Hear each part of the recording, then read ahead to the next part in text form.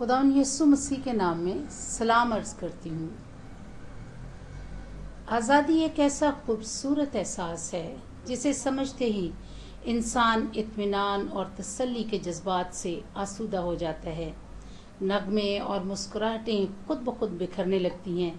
हर एक चीज़ खूबसूरत दिखाई देने लगती है। उम्मीद का एतमाद और बढ़ जाता है और खुशी हर सू फैल जाती है। आज़ादी का मतलब ज़हनी दबाव से रिहाई है जो ज़िंदगी के हर पहलू से ताल्लुक़ रखती है, चाहे वो काम हो, मेहनत हो या आराम हो।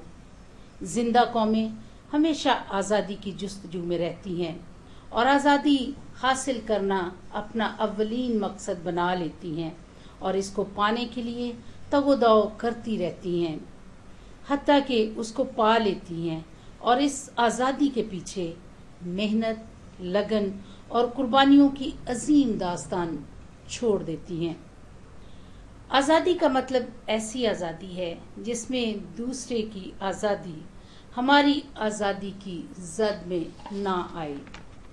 आज़ाद कौमें जहां अपनी आज़ादी का मज़ा लेती हैं, वहां दूसरों के हकूक़ की आज़ादी का ख्याल पहले रखती हैं। आज़ादी के लिए कहा जाता है कि एक शख्स की आज़ादी वहां तक होनी चाहिए जहां तक उसके हाथों का फैलाव है, यानी एक शख्स की आज़ादी की हद ये है जिससे दूसरे शख्स की आज़ादी ख़त्म ना हो।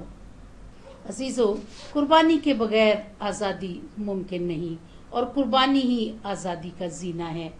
इंसान की हकीकी आज़ादी गुनाह से नजात पर मबनी है। अगर इंसान गुनाह की दलदल में है तो हरगिज़ आज़ाद नहीं और ना ही वो मौत के बाद दूसरी जिंदगी यानी हमेशा की जिंदगी को हासिल कर सकता है। इस आज़ादी के लिए भी कुर्बानी की दास्तान बाग़े अदन ही से शुरू हो गई थी, जो इंसान के गुनाहों की माफ़ी के लिए थी। खुदा ने बनी नौ इंसान को गुनाह माफ़ कराने के लिए कुर्बानी का ऐसा तरीका सिखाया जिसमें कुर्बानियाँ होती रहीं और कुर्बानियों के वसीला गुनाह माफ़ होते रहे, मगर गुनाह माफ़ होने के साथ ही साथ और गुनाह सरजद हो जाते और इस तरह कुर्बानी का अमल जिंदगी के साथ साथ हमेशा जारी रहता था। मगर खुदा ने इंसान की मुकम्मल आज़ादी के लिए एक और मंसूबा भी बनाया और वो मंसूबा ये था कि एक ही बार अपने बेटे को कुर्बान करके एक ऐसी अफसल कुर्बानी दे दी जिससे तमाम बनी नौ इंसान मुकम्मल रिहाई पा सकें। कलाम मुकद्दस में लिखा है, खुदा ने जहान से ऐसा प्यार किया कि उसने अपना इकलौता बेटा बख्श दिया ताकि जो कोई ईमान लाए हलाक न हो बल्कि हमेशा की जिंदगी पाए।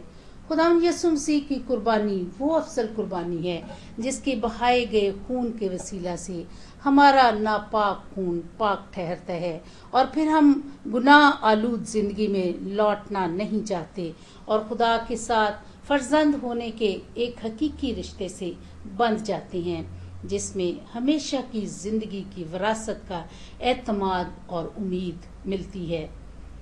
हम हमेशा अपने बाप के साथ उसके खेमा में रहते हैं। कलाम मुकद्दस में लिखा है, फिर मैंने तख्त में से किसी को बुलंद आवाज से ये कहते सुना, देख खुदा का खेमा आदमियों के दरमियान है और वो उनके साथ सुकूनत करेगा और वो उसके लोग होंगे और खुदा आप उनके साथ रहेगा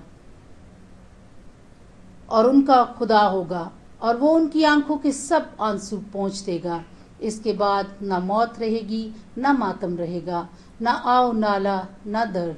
पहली चीजें जाती रहीं और जो तख्त पर बैठा हुआ था उसने कहा, देख मैं सब चीजों को नया बना देता हूँ। फिर उसने कहा, लिख ले क्योंकि ये बातें सच और बरहक हैं। फिर उसने मुझसे कहा, ये बातें पूरी हो गई। मैं अल्फा और ओमेगा यानी इब्तिदा और इंतहा हूँ। मैं प्यासे को आबे हयात के चश्मा से मुफ्त पिलाऊंगा। जो गालिब आए वही इन चीज़ों का वारिस होगा और मैं उसका खुदा हूँगा और वो मेरा बेटा होगा। अजीज़ो, ये हमारी हकीकी ज़िंदगी है जो यीशु मसीह की बेमिसाल अजीम और अफसल कुर्बानी के बायस गुनाह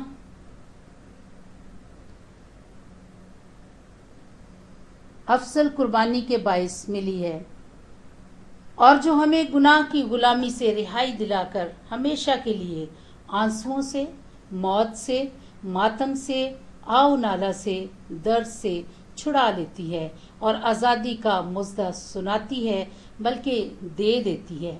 मुक़द्दस में दर्ज है, यस्सु ने उन्हें जवाब दिया, मैं तुमसे सच कहता हूँ कि जो कोई गुनाह करता है गुनाह का गुलाम है, और गुलाम अब तक घर में नहीं रहता, बेटा अब तक रहता है।